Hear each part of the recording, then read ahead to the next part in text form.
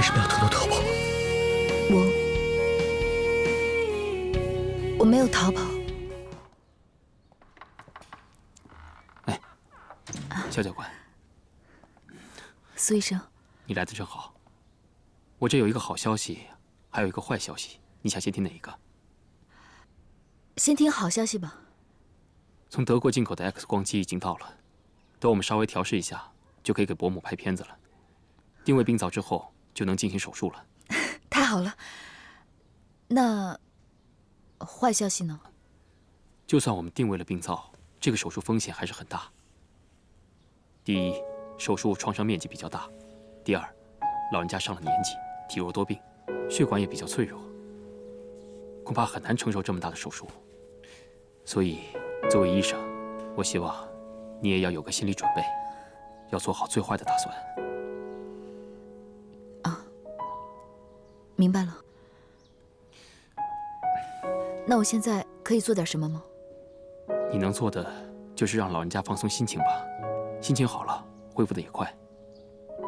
我会的，苏医生，那一切就拜托您了。我尽力，加油。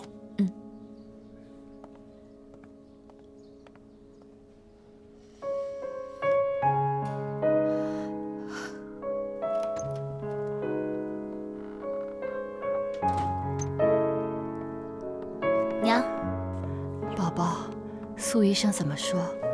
是不是这病不能治了？不是，您就放宽心吧。苏医生说，手术用的设备已经运到了，娘很快就可以做手术，然后就可以出院了。真的？真的。娘，不过我最近发现我跟您长得越来越不像了，怪不得我跟他们说您是我的奶娘，他们一点都没有怀疑呢。胡说，你怎么可能不像我呢？你看，我经常在笑，可您最近总板着个脸，难怪看上去一点都不像母女俩呢。你下一个给我看看嘛。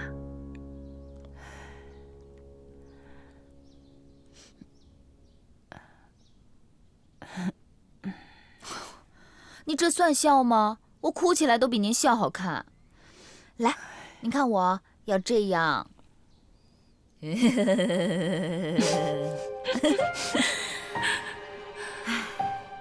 对嘛，这才是我天不怕地不怕的娘。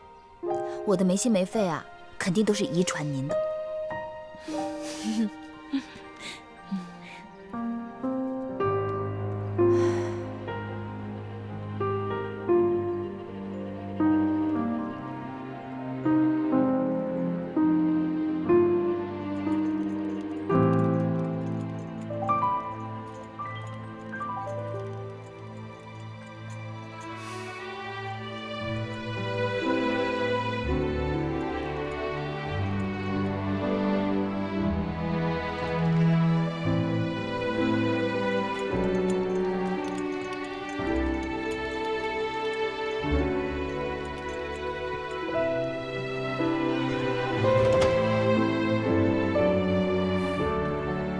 放心吧，没事的。苏医生医术高明，又有那么多先进的德国进口设备，你奶娘一定会没事的。老天爷看到你的孝心，肯定会保佑你们的。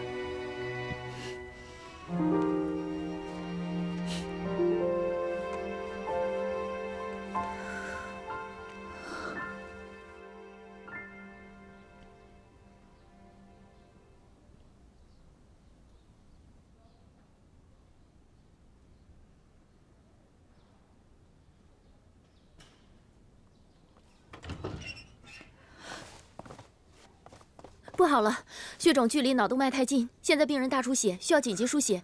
你们谁能献血啊？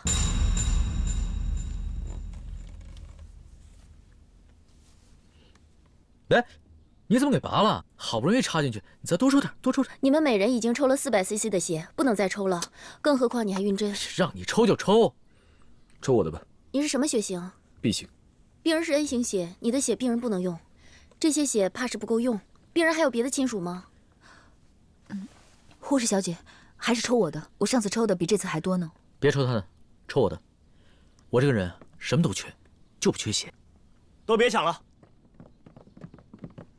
抽我的，抽我的，抽我的，抽我的，抽我的，抽我的，抽我的，来抽我的，抽我的吧，我的。谢谢。客气什么？一日为师，终身为父。萧教官的奶娘就是我们大家的祖师奶奶，血不够了没关系，杜峰马上就过来，他那儿有的是。小白，差辈儿了。总之呢，萧教官的奶娘就是我们的亲人，对吧？对，亲人生病了，我们不救，谁救啊？含蓄说得对。谢谢你们，还有，对不起。看你说的，有什么对不起的？不就抽点血吗？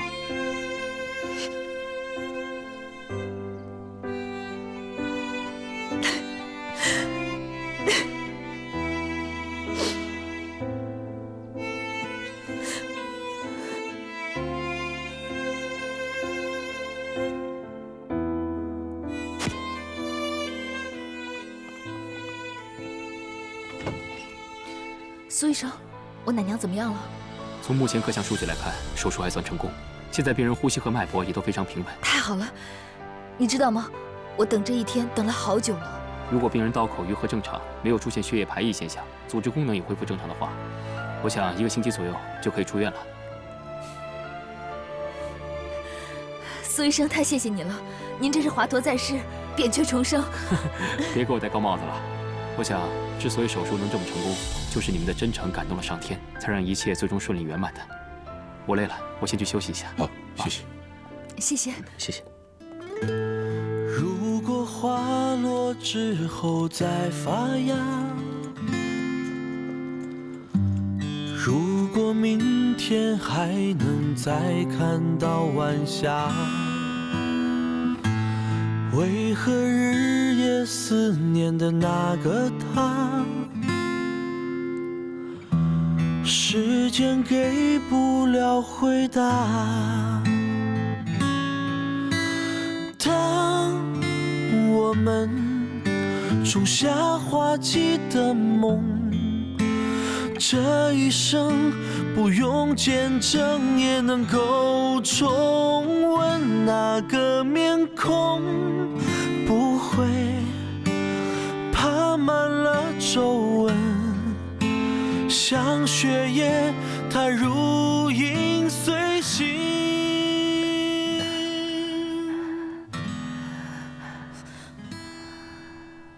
娘，你醒了？闺女，我去叫医生。不用了，娘没事了。你终于醒了，1天1夜了，担心死我了。你为娘受累了？不累，我每天在学校锻炼，练得跟女金刚一样。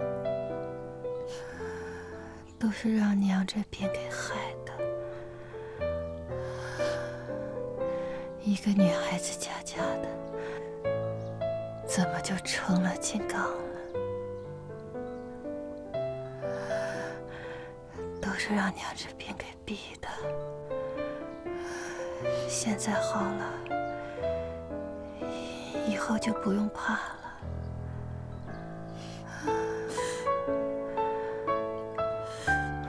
不怕了。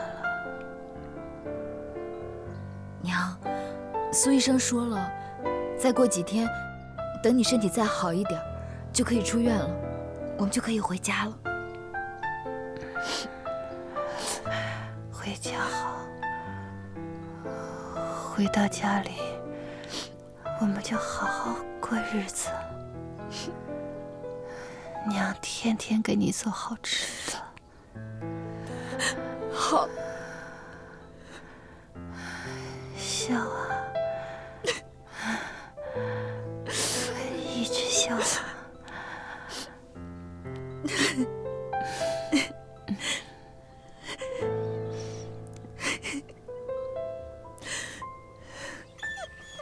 小雨，告诉你个秘密哦，我要走了。我知道你舍不得我，我也舍不得你，但是我必须得离开。我从来都不属于这里，现在的一切都是我借来的，借了就总有一天要还的。老天爷把我的娘给治好，我已经很感恩、很知足了，绝不能再贪求更多。小雨啊，你要想念我，我也会想念你的。就把我的笑容当作是给你最后的礼物。小雨，要想念我哦。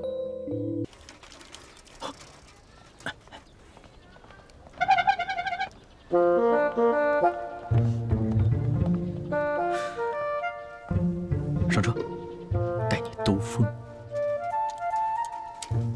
抓紧喽，我可是很疯狂的。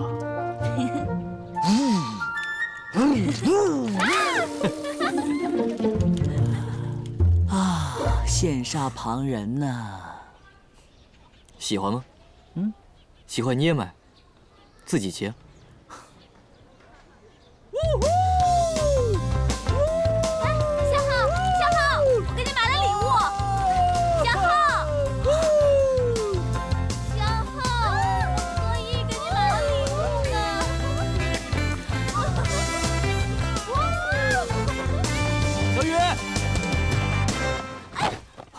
小雨，你怎么样了？摔哪儿了？你跑那么快干嘛呀？疼不疼？啊？我看看，是哪疼啊？是这儿吗？啊？是不是这儿？向浩。哎，向浩什么呀？向浩人都走了，早走了。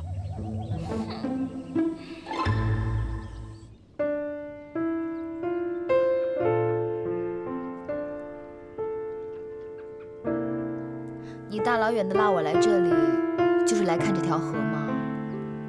传说，在公元3世纪，有一位叫瓦伦丁的教徒，含冤入狱。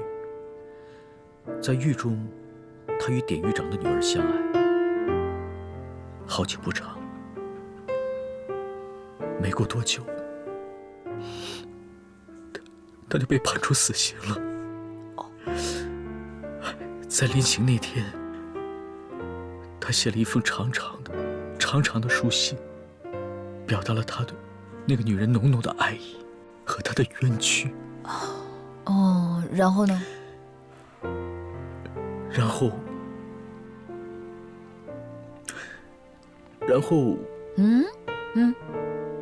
哎，谁呀？那谁？然后，人们为了纪念他们，就把那一天当作全世界情人的纪念日。哦，你那个小抄抄了这么久还背不下来啊？哦，真逃不过你的火眼金睛。那情人节这一天呢，怎么可能没有巧克力呢？哇，那浓浓的味道，入口即化的口感，与那苦涩但又微滑的感觉，吃起来是那么的幸福。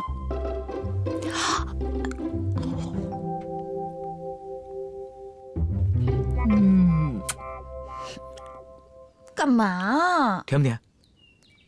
一点都不甜。好好吃哦。我说你这个人真的不懂浪漫，像个大狗熊一样的。还说人家不浪漫，特意从洋货行给你带过来的。难道你以为我只有一颗吗？想吃吗？向浩，想吃的话来拿。你别闹了，向浩，给我。小馋猫。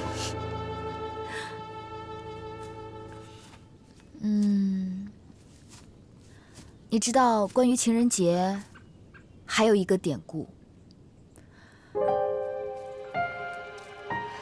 就是你摘下一根包着双蕊的花朵，几天后，如果这个花蕊齐放，相互辉映，就代表这对情人会天长地久，长相厮守。但如果这个花蕊南北东西相背吐蕊，就代表这对情人会分手。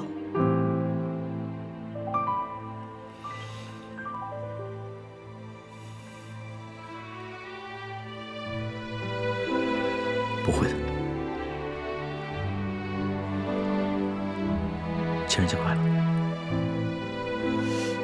情人节快乐！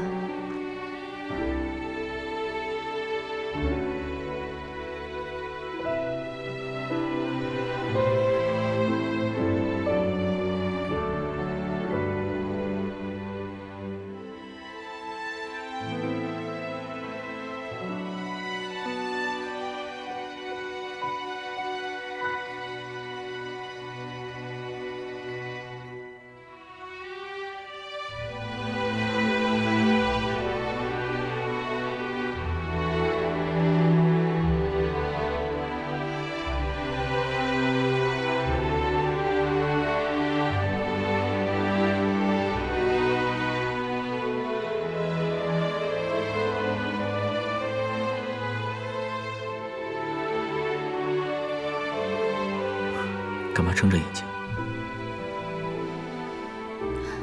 因为我有一个很傻的想法，我怕一闭上眼睛你就消失了。傻瓜。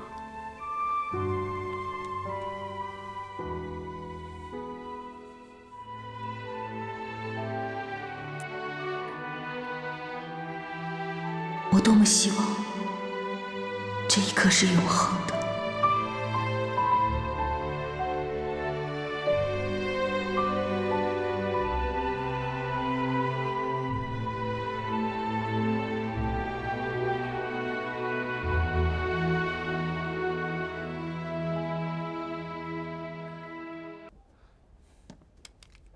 伯母恢复得不错，伤口愈合得很好，血压也很稳定，再留院观察几天，就可以回家去了。啊，真的啊？那太谢谢你了，苏医生。没关系，我们应该做的。记得临走的那一天通知我，我是要来送老人家的。一定的，您可是我们的救命恩人。哪里，我应该做的。你们先聊，我去忙了。啊，好嘞，慢走，苏医生。宝宝。既然苏医生都说快好了，可以出院了，咱们就趁早出院吧。自从住进这个地方啊，我就没睡过一个踏实觉。这下好了，终于能回去了。在这儿住了这么久啊，可得好好收拾一下。这来的时候什么也没有，现在这大包小包都是你那些学生朋友送来的。那你说咱们什么时候出发呢？宝宝，宝宝。哦，阿娘，你怎么了？有心事啊？没有，没有心事。哪天动身，我得回学校听听学校的安排，才可以决定哪天动身。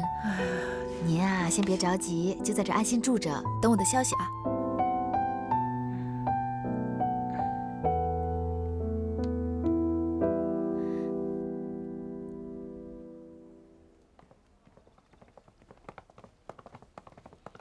肖教官，肖教官，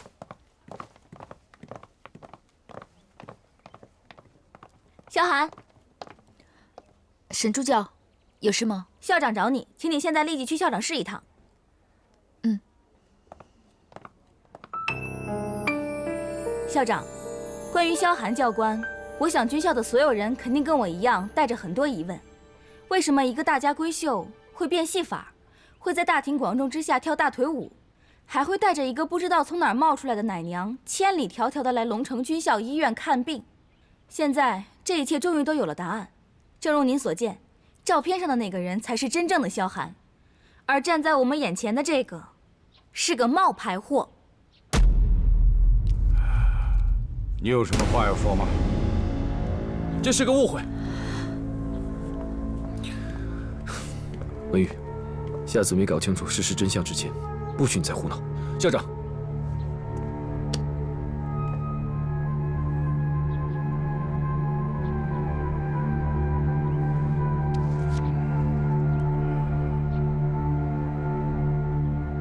这到底是怎么回事啊？文宇看了我书房里的照片，起了误会。其实，萧夫人信件里附带的照片是记错了的。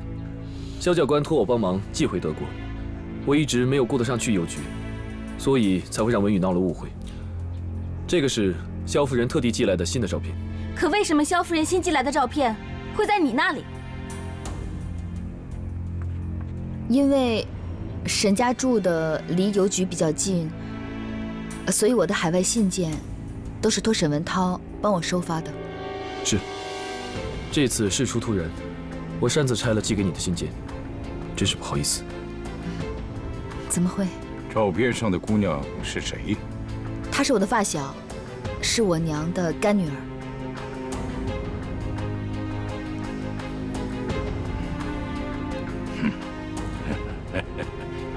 原来都是误会。还望校长不要责怪文宇才好。哪里，沈文宇也是本着对学校负责的态度吧。好了，没事了。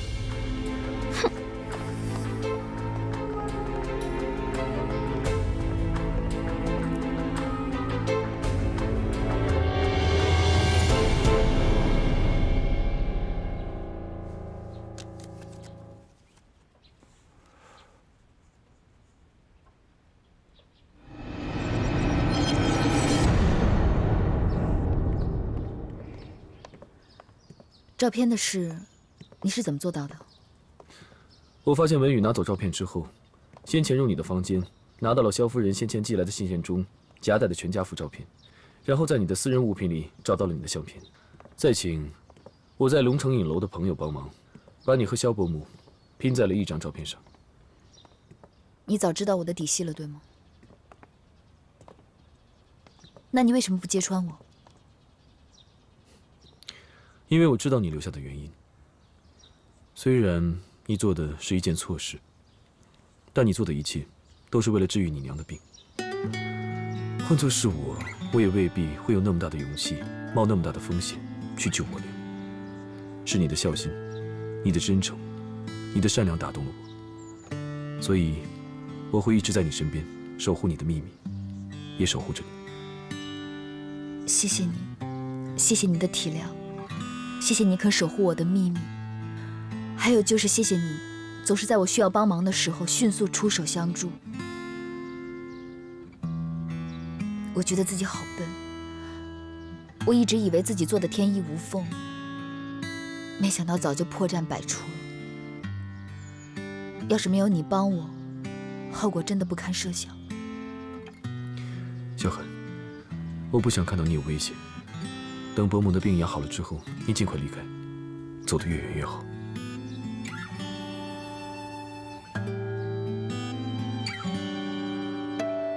我今天去火车站买票了，最早一趟去阳城的票是后天，我们后天一早就离开。你不是说要去学校看看安排吗？我还以为要等上好久呢。我是个冒牌货，在军校多待一天就会多生一分怀疑。多增加一份危险，夜长梦多，还是早点离开吧。你说的对，对，早点离开才是正理。所以啊，后天一早咱们就离开，不要惊动任何人。好。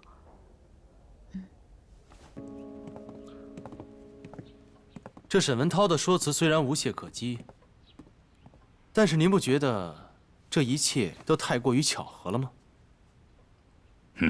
当然。沈文涛固然聪明，但在我面前，他毕竟只是个学生。他的那点小聪明还骗不过我。越是完美的东西，才越容易引起别人的怀疑。沈文涛跟萧寒的话虽然没有露出破绽，但是他们紧张的样子，我是一览无余啊。那个萧寒十有八九就是个假货。虽然现在还没有直接的证据，但是要想找到证据，也并不是什么难事。只不过，我倒不太关心这个萧寒是真是假，是死是活。他是不是真萧寒并不重要，重要的是，他能不能为我所用。校长，我是萧寒。说曹操，这个曹操就到了。进来。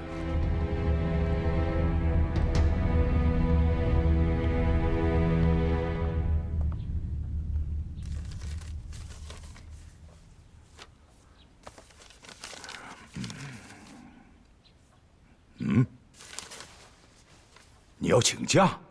是的，军校医院医术高明，治好了我奶娘的病。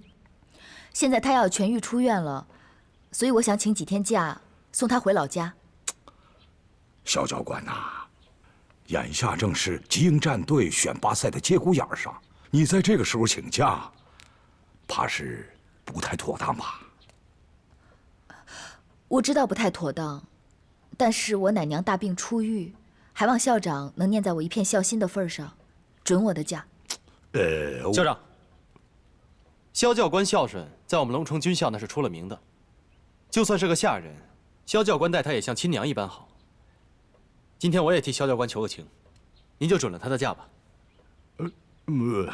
既然是这样，那就快去快回啊！是，谢谢校长。那我先走了。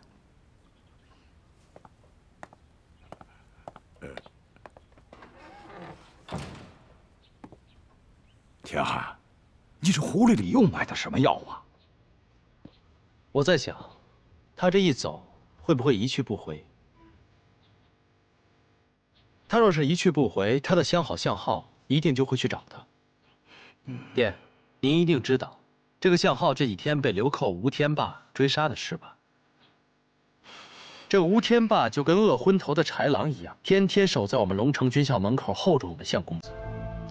如果这个时候向公子为了追萧寒跑出了军校，你想想，后面会有什么有意思的事情发生呢？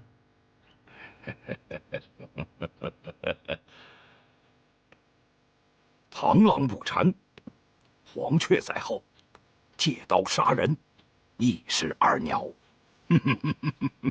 哎，高明啊！哎，现在向少达为了保向浩安全，把他关在军校里，看得那么近。可要是向浩自己逃出军校，可就怪不得谁了。冲冠一怒为红颜。向浩这么贪恋儿女之情，这个萧寒一定会是他最大的软肋。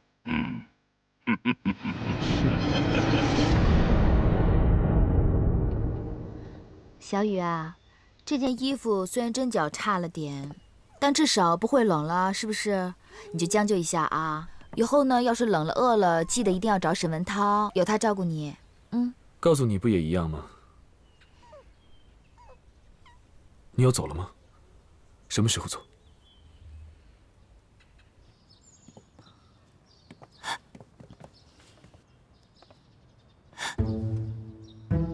听说吴天霸买了凶手要杀老大，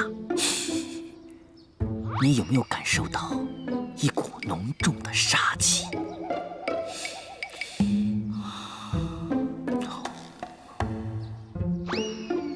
没有啊，我什么都感觉不到，没有人啊。哎呀，笨呢你！杀手肯定都隐藏起来了嘛，谁会那么暴露？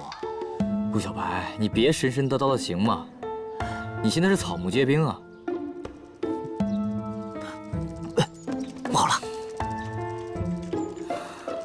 有情况！哎，有信。你看他的包那么鼓，里边一定是凶器。你们的信好。不是顾小白，你有病啊！人家是送信的。哎，这吴天霸一日不出，向浩就一天出不了龙城军校。哎呀，这军校倒成了向浩的监狱了。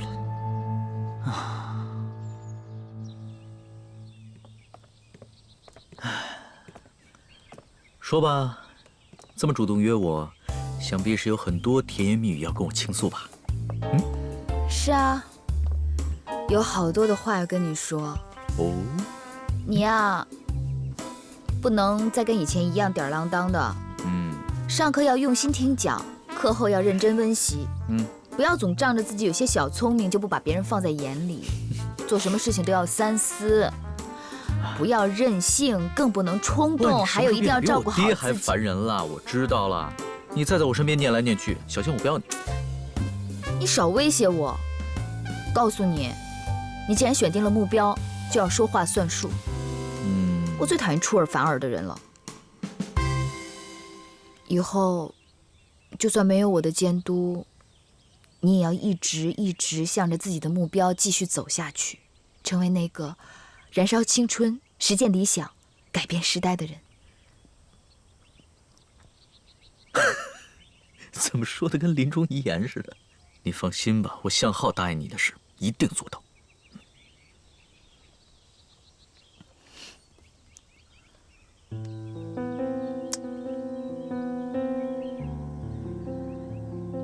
如果有一天我走了，你很想念我怎么办？凉拌炒鸡蛋啊！人家都说恋爱的人啊，智商都为0。不过你越傻，就证明你越爱我。我要走了。去哪儿？我的意思是说，我晚一点还有事情。啊。你记得啊，如果以后很想念我的话，就把这个手呢，这样贴在脸颊，就好像我在你脸上亲吻一样。好了，好了，我走了。啊，去吧。去吧，去吧，去吧。再见。再见。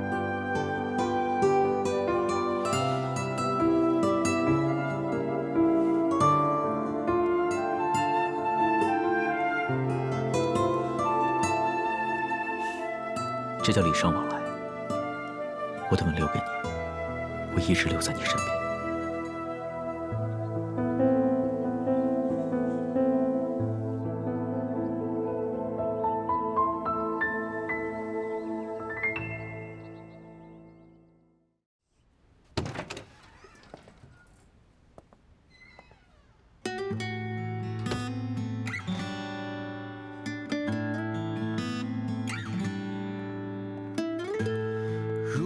花落之后再发芽，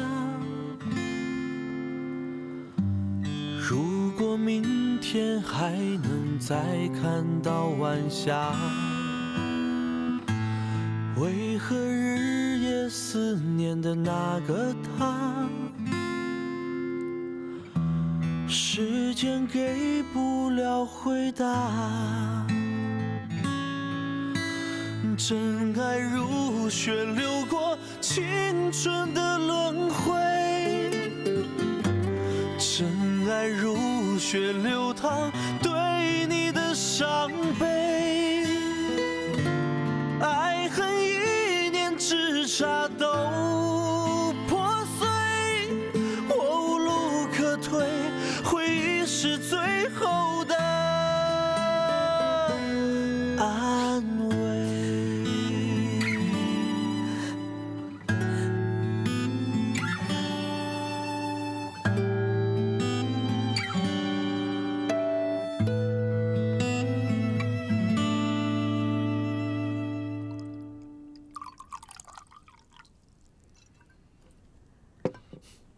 原来替我请假，就是为了出来陪你吃饭。我来龙城军校这么久，一直想请你吃饭都没有机会。没想到请你吃的第一顿饭，是答谢宴，又是告别宴。你离开龙城，是保证你安全的最好方法。只要我在龙城多留1天，我假冒身份的事情迟早会被发现。我原本就不该出现在这里的，离开，也许对大家都好。你告诉向浩了吗？我要走的事情只有你一个人知道，我没有勇气告诉向浩，我也不想让他为我难过，为我悲伤，或者感到为难。难道你觉得我就不会悲伤，不会难过了吗？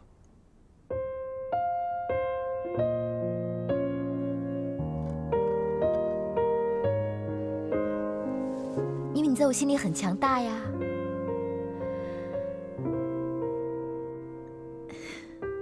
因为你是我在军校里唯一可以依靠的人。对不起。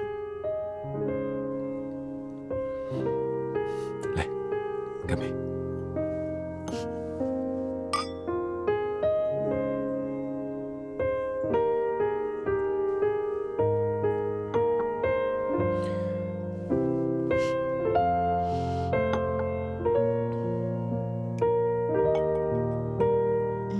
来，哎，服务员，再来一瓶。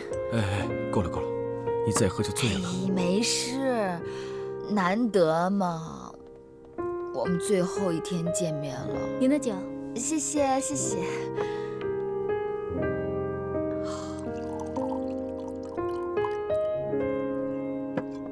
沈文涛，干杯！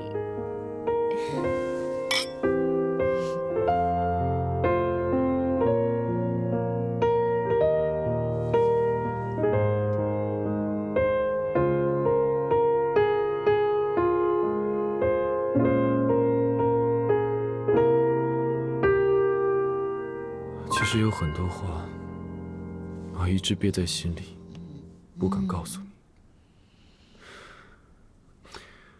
你还记不记得那天我去火车站去接你？你从火车上走下来，就好像天上的精灵坠落凡间一样。你慢慢的向我走过来，就这样慢慢的走进了我心里。那一刻我就确定了，你就是我想找的那个人，是我想守护一辈子的人。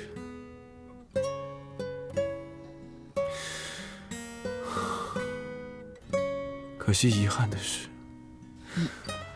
为什么你先遇到的是向浩？其实我好想问你，如果你先遇到的人是我，你会不会喜欢我？给我一次机会。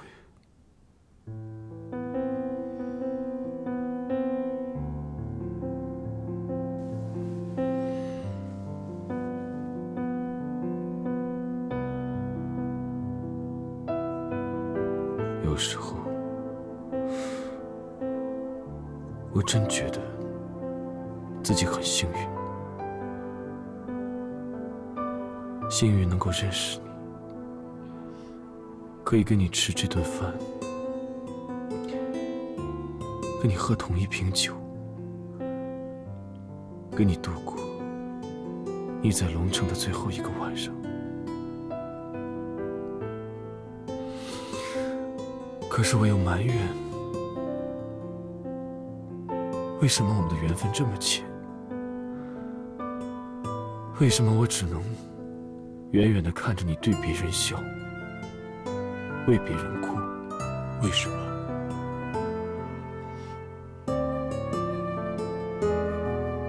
就连我心中对你的爱意，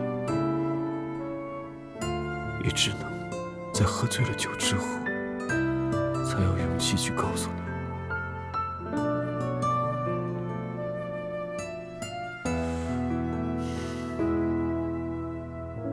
如果我们以后有机会再见的话，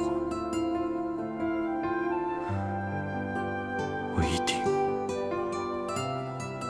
会在你清醒的时候告诉你，钱宝宝，我真的好喜欢你。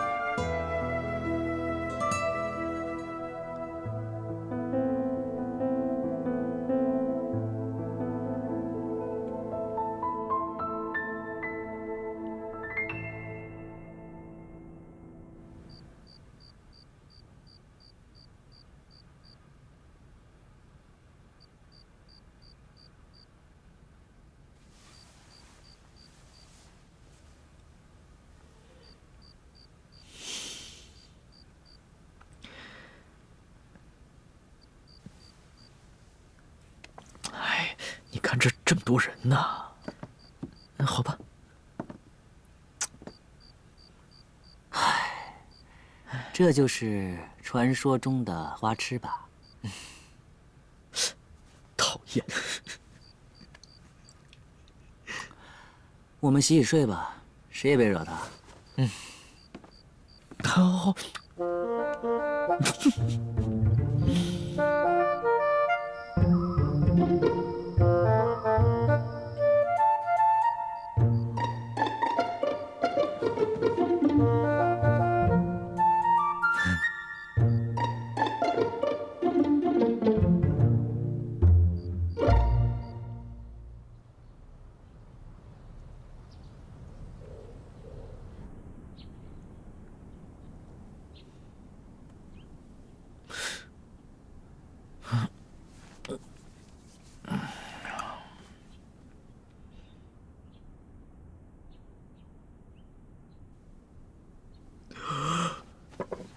谁碰过我的花了？怎么了？怎么了？谁动你花了？没人动你花呀，这不挺好的吗？那这花蕊怎么会朝两个方向开啊？这很常见啊。是啊，一点不正常，好不好？萧寒说了，如果花蕊朝着两个方向开，就预示两个恋人会劳燕分飞了。你还没睡醒吧，老大？哎呀，向浩啊，真的没想到你多愁善感到了这个地步。要不这样，回头我们俩上山给你摘一沓面对面开花的，这个咱不要了。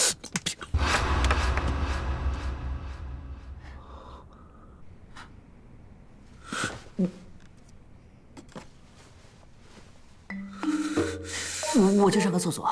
我也去。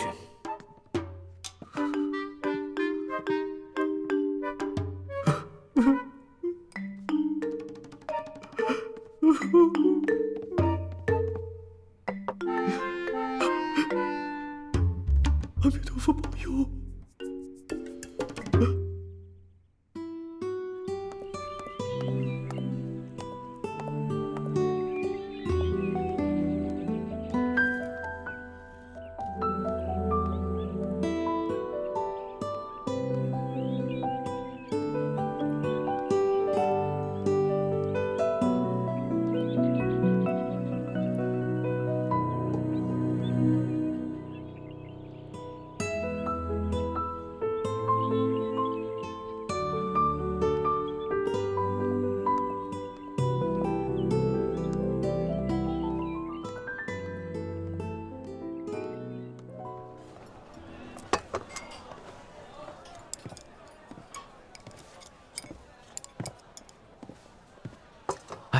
萧寒呢？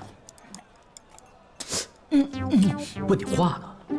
张教官请假了。我怎么没听说他有请假的事儿？他没必要跟我们汇报啊。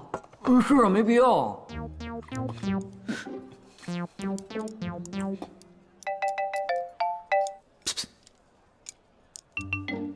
你是不是知道些什么？不知道。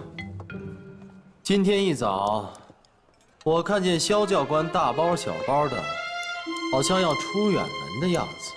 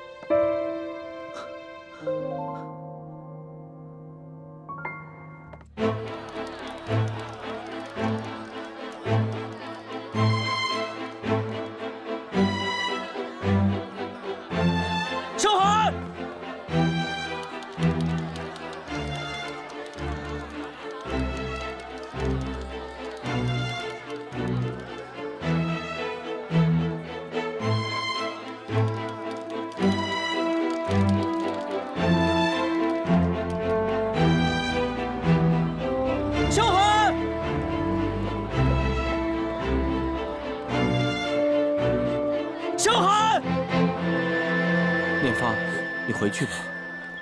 我这一走，不知道什么时候能回来。你别等我，找个好人家嫁了，那样我也放心了。三宝哥，你这说的什么混话？我的心已经给了你，你让我怎么给别人啊？我说了，我这辈子非你不嫁，我会等你10年、20年，一直等到我老了。你也不要忘了我，小浩，你一定要回来啊！我是不是太自私了？三宝哥，宝宝，我们走吧。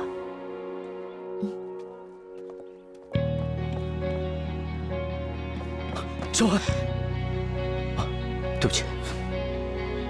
问一问自己到底有多倔强，对不起。才让爱上你成为一种奢望，想不顾一切为爱迷失方向，但是再努力也看不到希望。小寒，问一问自己到底有多坚强，茫茫人海中，小寒，只为你绽放。小寒，宝宝，也曾经可以娘，你先进去等我，我要买个东西，马上回来。哦，那你快点啊。好。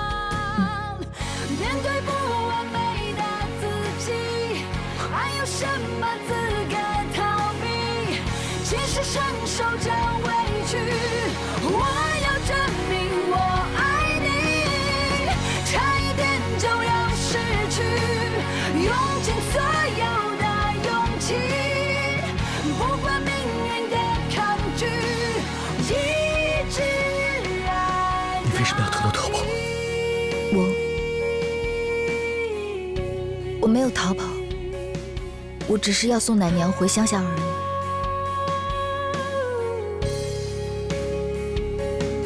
我还以为你走了，再也不回来了。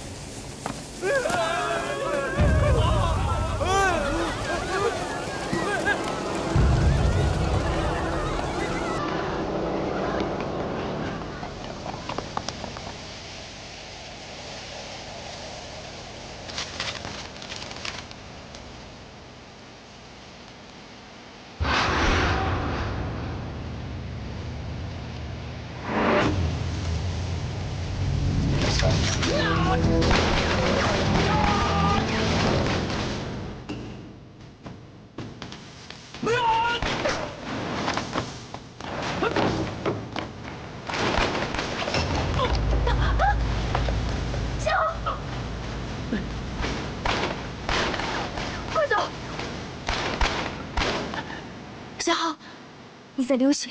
没事，擦伤而已。你明知道有人要追杀，你还敢出来找我？如果没有你的话，我活着还有什么意义？快走！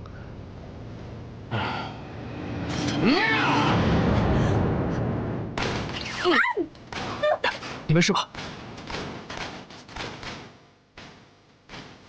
没事。真可恶！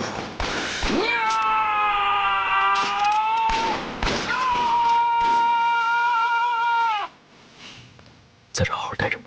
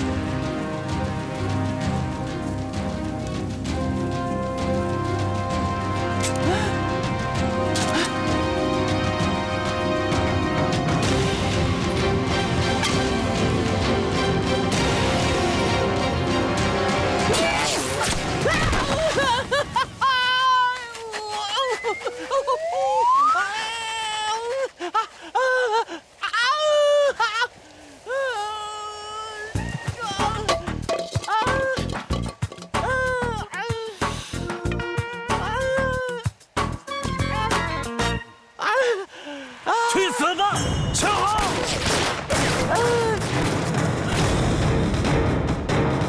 上！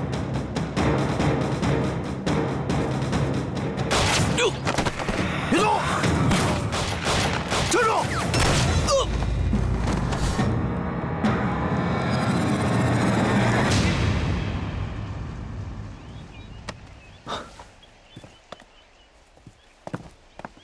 向浩，你没事吧？没事。你以后去哪儿跟我说一声。我不走了。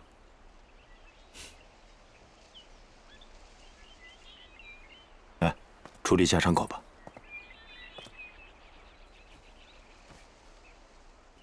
砍死他！砍死他！砍死他！砍死他！砍死他！砍死他！砍死他！砍死他！砍死他！砍死他！砍死他！砍死他！砍死他！砍死他！夏浩，要杀你的人是我，你要杀我，我没话说。是的，但我求你放了我们帮主。是的，是的，放了。是。是的，是的，是的，是的。我放了你们，不是因为可怜你，而是看在你对帮主的忠心。是。是。有钱吗？拿点钱来。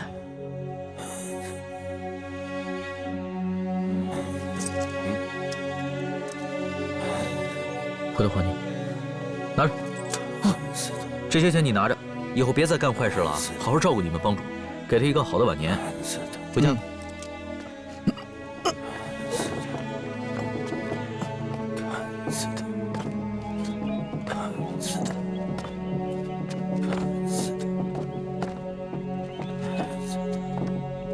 谁生下来都不是坏人，总得给人家一个机会吧。有道理，我的钱记着还我。什么钱？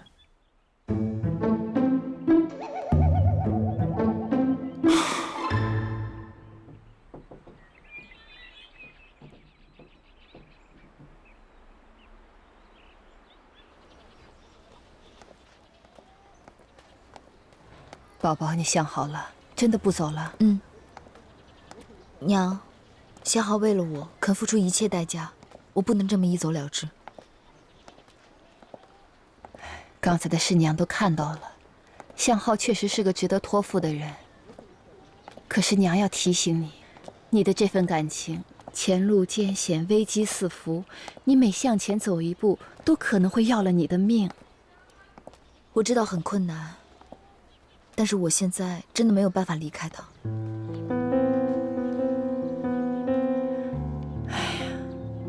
向浩不知道你的身份是假的，他那么爱你，你怎么能欺骗他呢？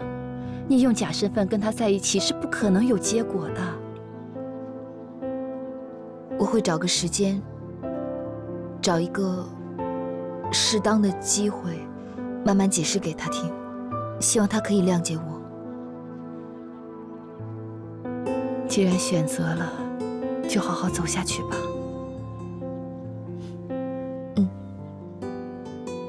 记住了，娘永远是你的依靠。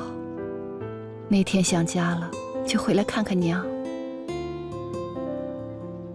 多穿点衣服，好好吃饭，啊！我会的。好了好了，别嫌娘啰嗦，娘就是放心不下你。你保重。好了好了好了，好好的。娘走了啊。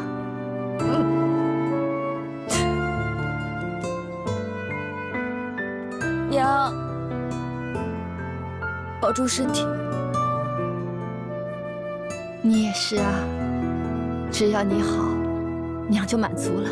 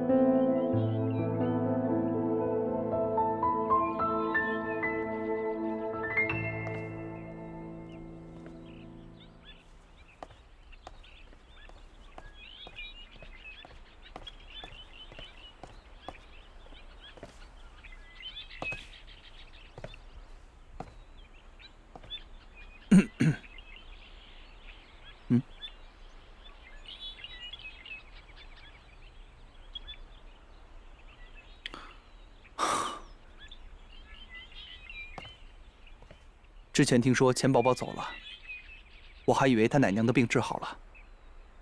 他这一走，肯定就不会回来了。没想到，他这次回来，就代表他随时面临着上军事法庭被判死刑的风险。他真是傻，既然都走了，干嘛还回来？他是为了向浩回来的。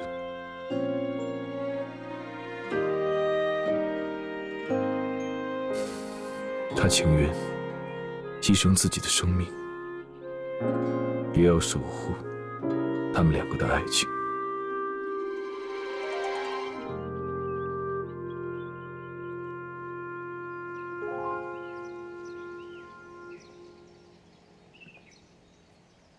还记得情人节的时候，你摘了一枝梅花给我，告诉我说花蕊会预示爱情吗？民间传说，你还真的相信啊？相信啊。今天这朵梅花朝2个方向开了，我还以为是凶兆，然后你还偏偏不辞而别了，我就更担心了。不过突然间发现，哎，这1天之内花枝上竟然生出了许多小骨头。你看，我相信用不了1、2天，这满枝的鲜花就开遍了。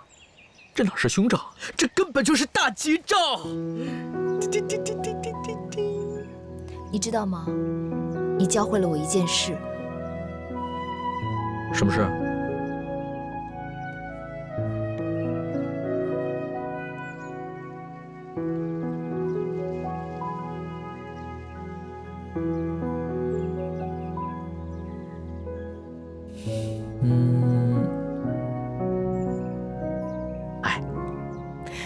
就是爱。爱是一个心字加上一个受字，我想就是用心去感受对方的心。爱是牺牲，还有付出，是你教会了我什么是爱。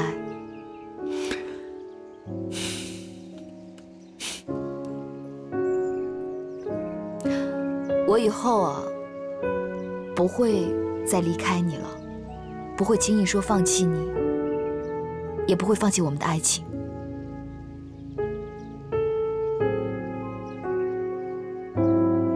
你没骗我？那要是我骗了你怎么办？要是你骗我的话，我就一口把你给吃了！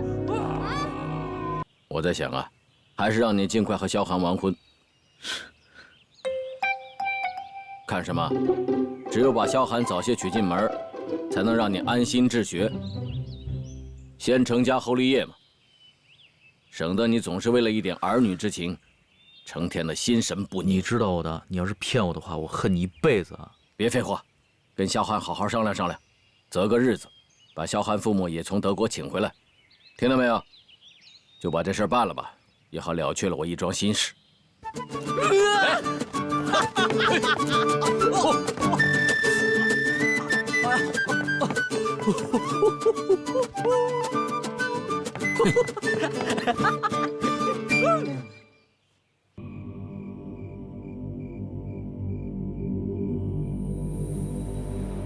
我叫钱宝宝，叫我宝宝就行了。像你这样的女孩子，家世好，人品好，长相好，到底要怎样的男孩子才配得上你啊？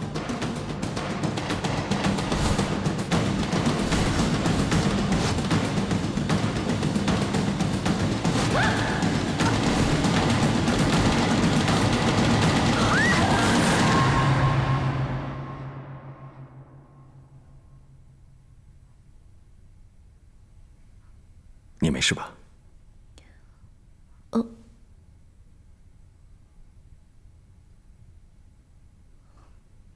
没事。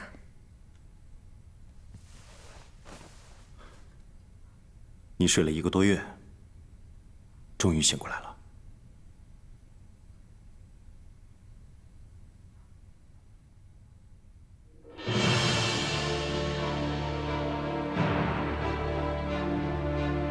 是你救了我。我在郊外的河边发现了你，那时候你伤得很重。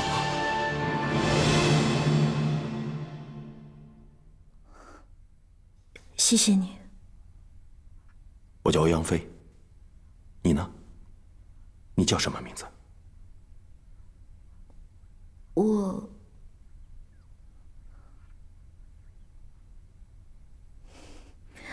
我叫刘露。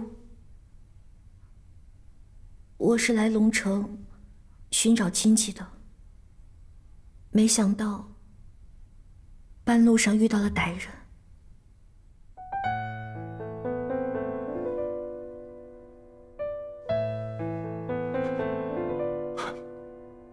我知道你一定经历了很多，没关系的。你刚醒过来，要好好休息。我就不打扰你了。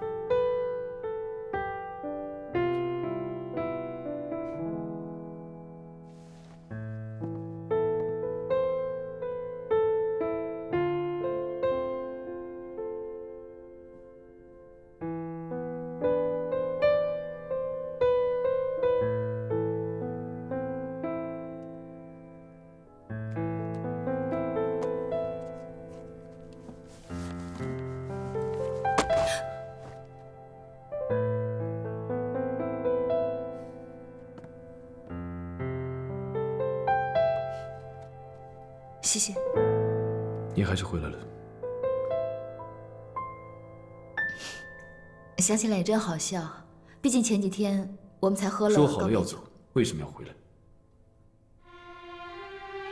之前有不得不离开的借口，现在有不得不回来的理由。你明明知道回来的结果，难道还有比生命更重要的理由吗？是，有比生命更重要的理由。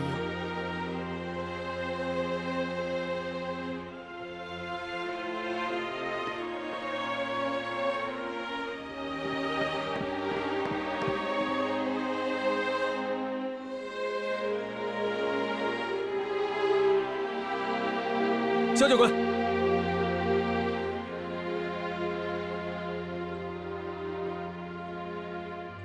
你回来是为了相浩，是不是？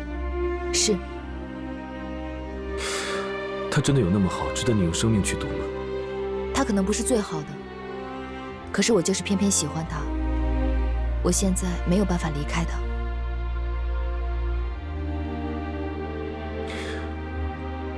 相浩真是个幸运的家伙。有的时候我真的很嫉妒他。如果我告诉他我不是真的萧寒，你觉得他会原谅我吗？他原不原谅你，我不知道。不过，你已经在拿生命做赌注了。我希望你赢。就让我任性一次吧。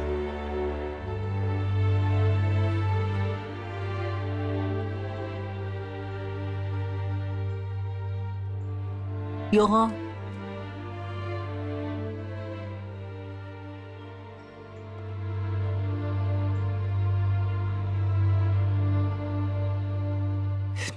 沈文涛挺厉害的啊！你和肖教官都谈婚论嫁了，还阴魂不散的，什么意思啊？说什么呢？别瞎起哄啊！人家是纯纯的友谊。浩哥，别介意啊。没事，又不是第一回了。我现在准备去求婚了。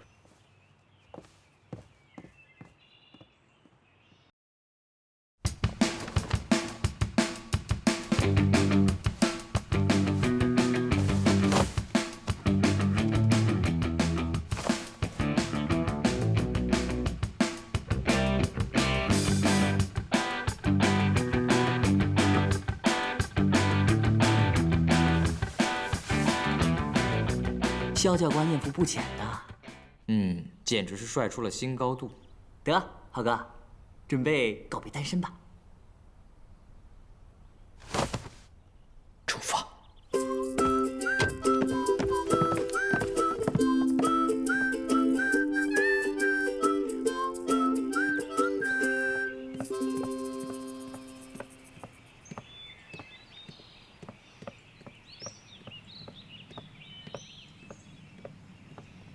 哎呀，这个笨蛋竟然把这么重要的东西给忘了！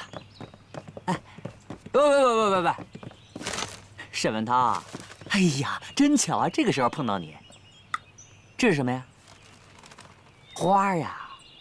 我思来想去，我这个人还是蛮善良的，应该告诉你，有些东西不是自己的就不要想了，不然得不到还很难受。向浩呢，马上就要向萧教官求婚了。你说什么？向浩要向萧寒求婚？对啊，人家从小就是娃娃亲，可能是向参谋长等不及要抱孙子，让向浩尽快娶萧寒进门。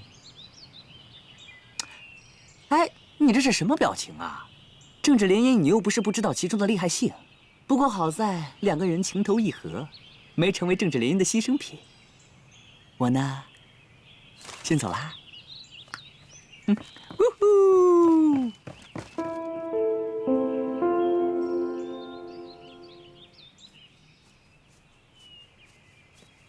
哎，来了没有啊？还没呢，我刚才取花去了。我这边也准备好了，你看。喂，来，你到底有什么事啊？待会儿你就知道了。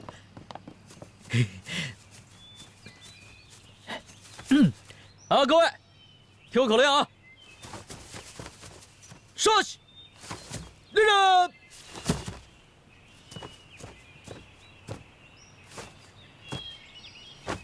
请萧教官指示。准备好了吗？好。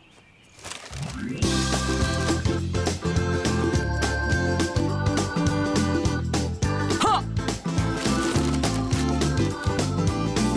萧寒，萧寒，萧浩爱你，海枯石烂，永远忠诚。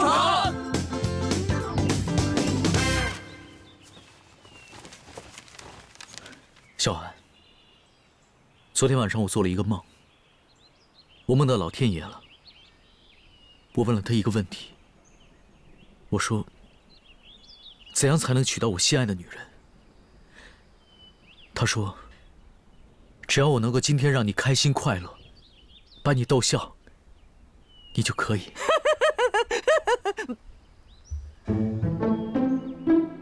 小白，我只喜欢女孩子，不好意思。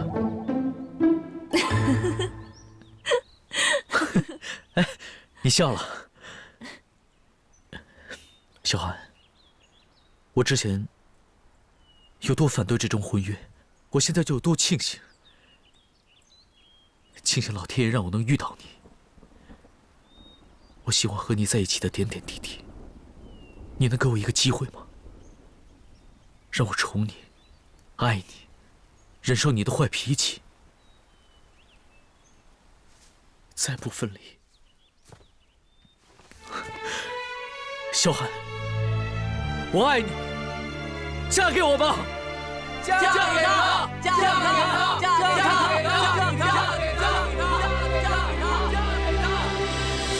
小浩，我有话跟你说，我们先离开这里。我不起来，你要是不答应我，我就永远关在这儿。你先起来，我们先把话说完吧。不行，你先说嫁不嫁给我。你先起来。不，他不能答应你。沈文涛，你什么意思啊？我说他不能答应你的求婚。你想清楚了吗？你真的要嫁进向家？沈文涛，你要想对我未婚妻说什么事的话，你就在这儿说吧。我没话跟你说。走吧。萧寒，你要选择跟他走，还是要跟我在一起？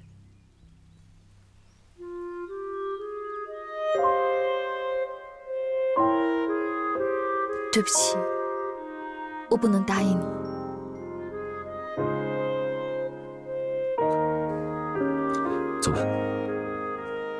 哎，这怎么？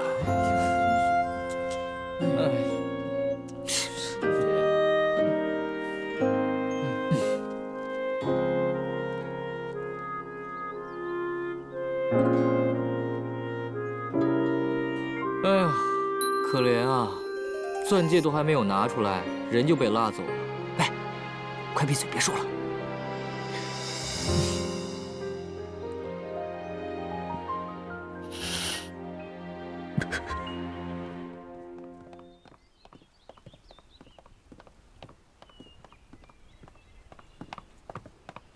你为什么一定要在这个时候出现？我要是不出现，你就真的接受向浩的求婚了吗？你能嫁进向家吗？你嫁进向家，那就是死路一条。你爱向浩，跟你要嫁给向浩，那是两回事。萧小姐，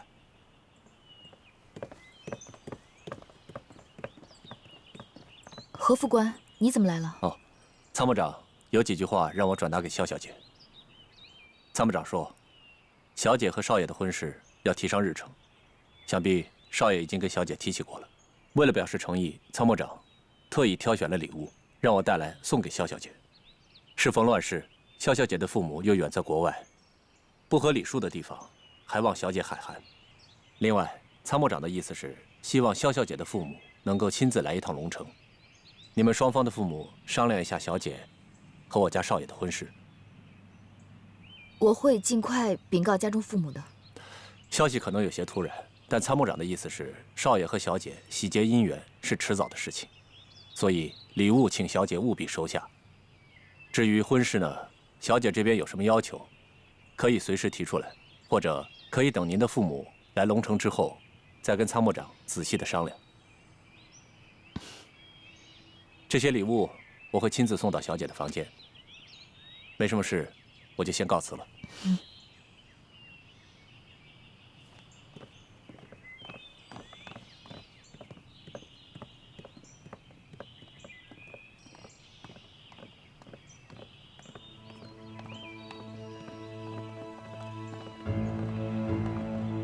你现在还觉得这只是你和向浩两情相悦这么简单的吗？我没有想到事情会演变成这样。龙城的军事力量本来就是三足鼎立的，我沈家、向家和李家，现在李继周得到大帅器重，向少达最近地位不稳，所以向少达急需利用和萧家的联姻来巩固自己的实力。你该知道，这桩婚姻对向家有多重要了吧？向浩和他父亲不一样，他不用靠联姻来巩固自己的地位。他说过，他爱的是我这个活生生的人，而不是我的姓氏。但如果你跟向浩结婚，萧寒的父母就会过来，你的身份就会穿帮。向少达绝对不会让一个江湖姑娘做自己的儿媳妇。还有，向少达跟我爹一样，都是在枪杆子下讨生活的，他们都是踩着别人的尸体爬上去的。你嫁给他之后，你知道他会怎么对付你吗？该来的总会来，这是我应该承担和面对的。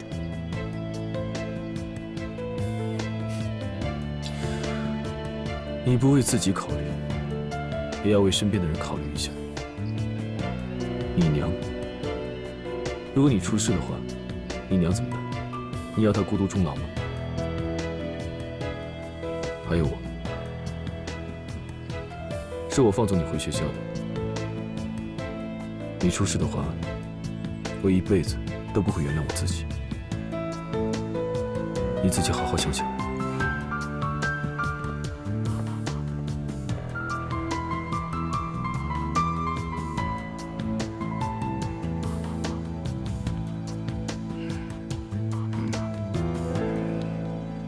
爹，啊，咱们军校刚刚发生了一件很有意思的事情。这向浩向萧寒求婚了。哦，你猜猜最后怎么着？这沈文涛中途去捣乱，萧寒拒绝了向浩的求婚。萧寒拒绝了？听说向浩求婚还是向少达的意思。这项少达最近的一连串举动，接连让大帅不快。大帅明显已经不把他纳为近臣。几个高级秘密会议都不叫他参加，接见贵宾也不让他出席。听说大帅把他的禁卫军从项少达手下拿走了，还给了他个高级军事顾问的虚职。这顾问是顾而不问，大权旁落啊。倒是他的老冤家沈国顺，那是越来越受大帅重视了。哦，那这么说来，他现在的确是日薄西山，走下坡路。怪不得他现在要拼命抓住萧家这根救命稻草呢。如果他的身份有问题，自然不敢硬下这桩婚事了。对了，我让你派人调查他的底细，查得怎么样了？还没有查到，再等等。不过我相信真相很快就能水落石出了。很快，你到底在干什么？这不关我事，我尽力了。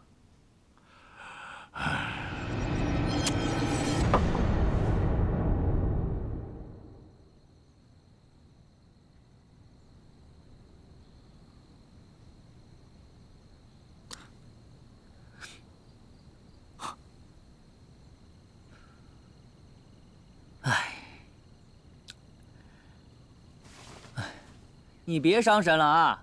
俗话说得好，天涯何处无芳草，何必单恋一枝花？老大，全龙城这么多姑娘，你看，你闭嘴！你让我说的吗？小浩，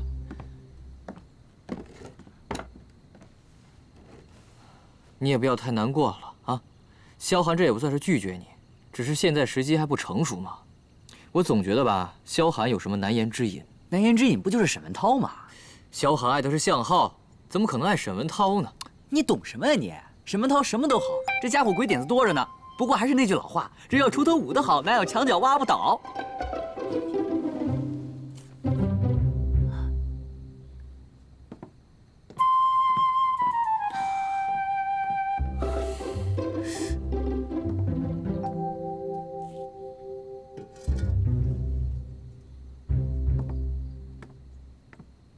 他又怎么了？你别指我，你别指我，你别指我！小白，你不会要逼人家把嘴闭上，别火上浇油行吗？我怎么火上浇油了我？废！哼！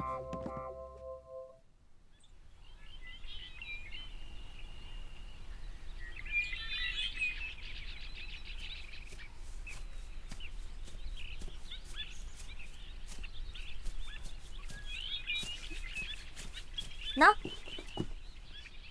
这是你小时候最喜欢吃的桂花糕，我特意拜托家里做的，你尝尝。不想吃，没胃口。我还买了2张电影票，今天晚上我们一起去啊！别老待在学校里，憋坏了都。能不能让我静一静？不行。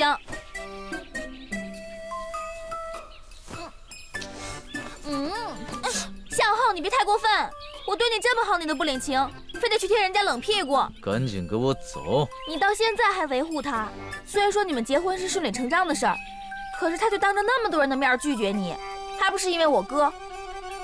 你完没完？我没完。来吃桂花糕啊！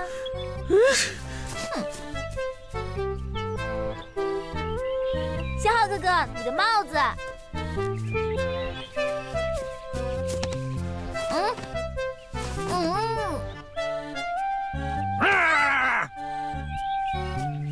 你真坏！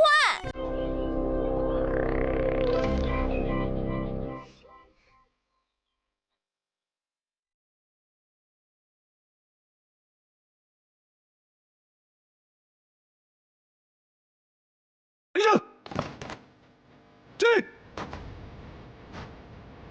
立。今天的训练项目是我最喜欢的，但是你们未必喜欢。铁笼格斗，8人一组，最先站着走出来的4个人获胜。狭路相逢，根本无处藏身，简单明了，明白了没有？明白了。第1排学员准备比赛。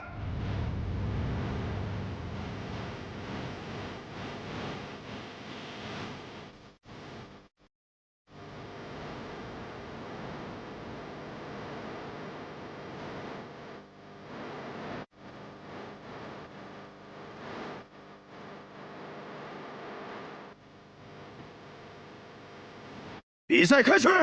一会儿你们两个看我眼色行事，明白？明白。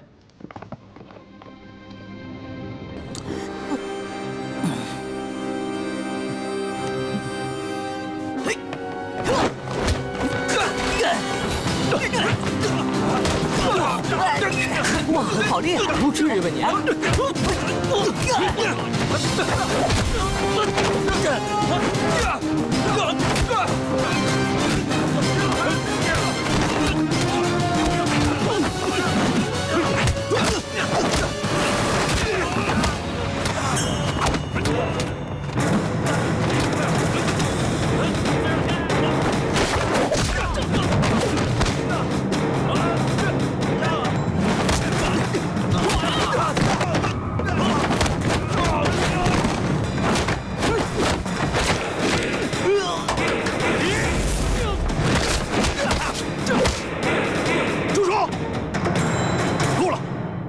这只是比赛。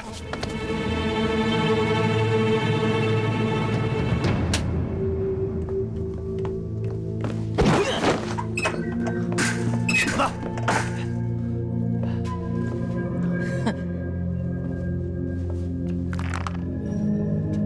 老大，剩下两个比较弱，先招呼哪个？你们说，先招呼哪个好呢？兄弟，对不起了。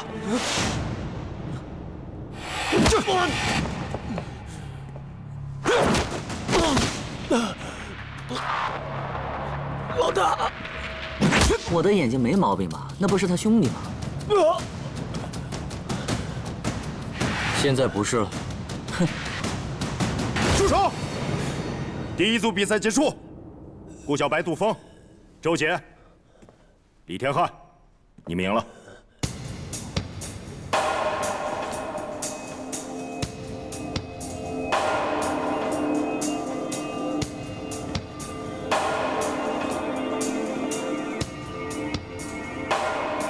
你们应该谢谢我，我们4个已经赢了。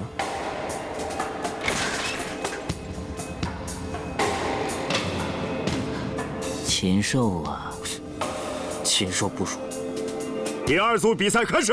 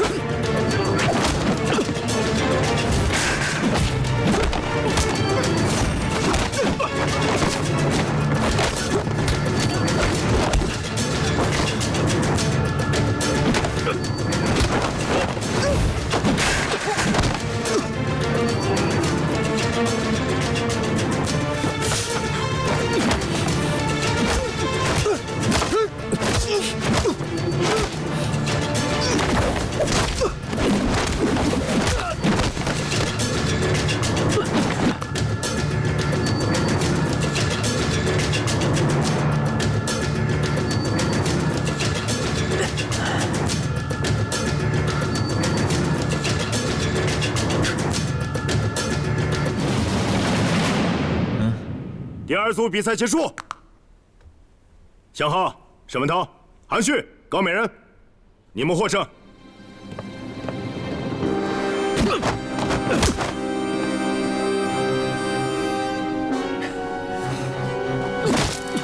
住手！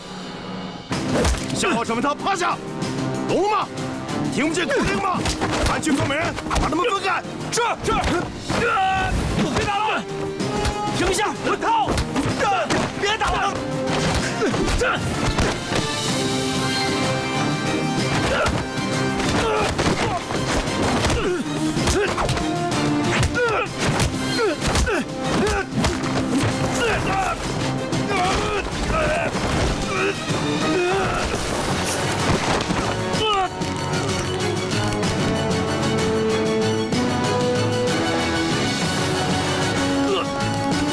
吃不下去，把他们分开。是。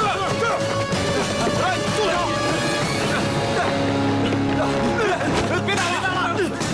放开！好了，好了，快住手！啊！别打了！松开！松开！别打了！松开！疯狗！走了！走！向浩！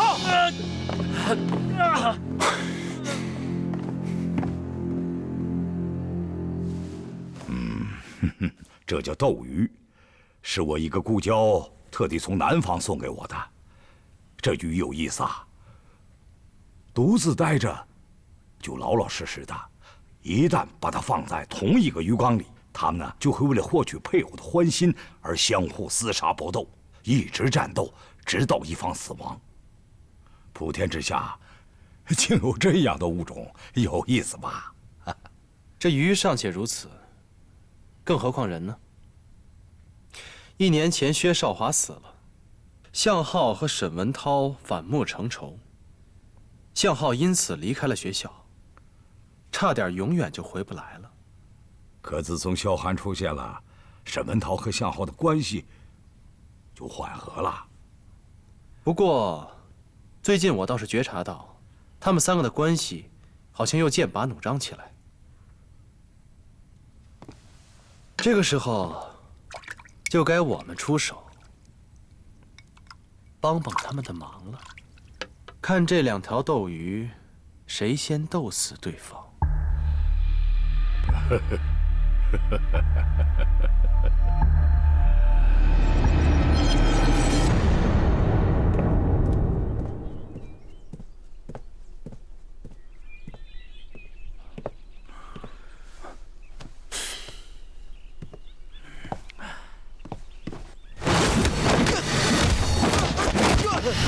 大哥，我，你想干嘛？我就跟你开个玩笑。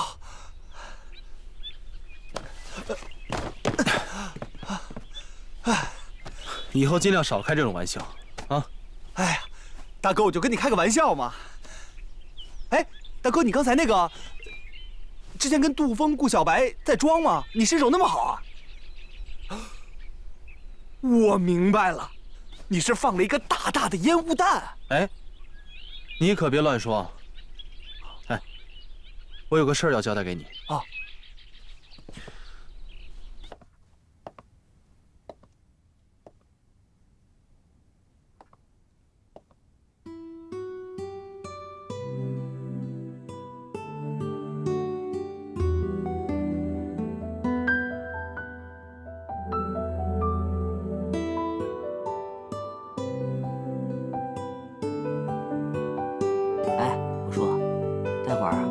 安慰他一下吧。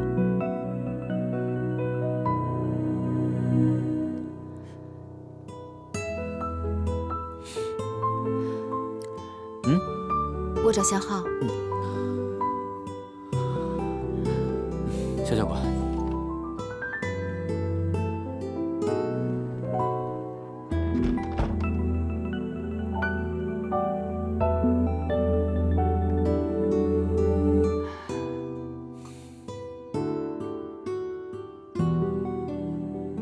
来找你了。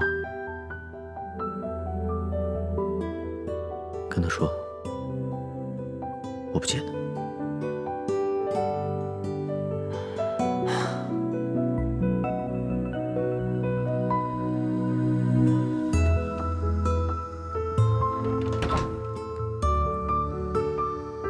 他睡了，要不改天再来吧。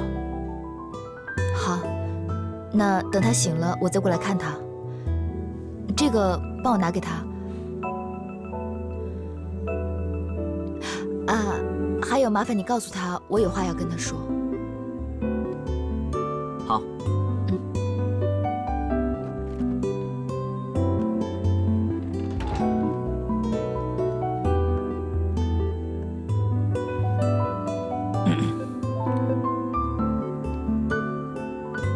给你的药膏。